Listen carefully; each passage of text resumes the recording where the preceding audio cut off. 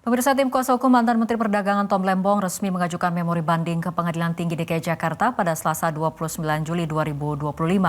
Banding diajukan atas vonis 4 tahun 6 bulan penjara terkait kasus korupsi impor gula yang menjerat Tom Lembong.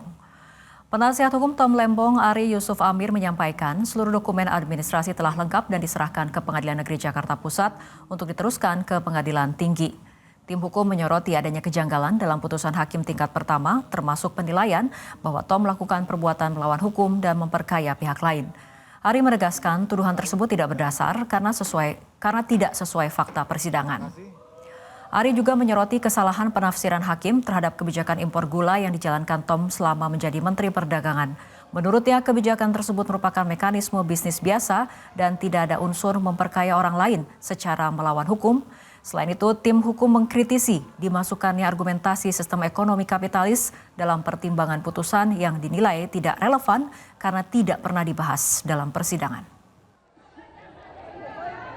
Di perbuatan melawan hukum itu, kami jelaskan juga dalam memori banding ini tidak ada mens rea atau niat jahat. Yang sebetulnya itu pemahaman mens rea juga pemahaman yang bukan suatu hal yang baru, itu hal yang prinsip dalam hukum pidana. Dalam pasal 2 dan pasal 3, karena ini adalah delik material, harus ada unsur kesengajaan, ada dolus di sana. Maka mens rea wajib ada. Kalau tidak ada mens rea, tidak ada perkara ini. Itu juga kami jelaskan di sana.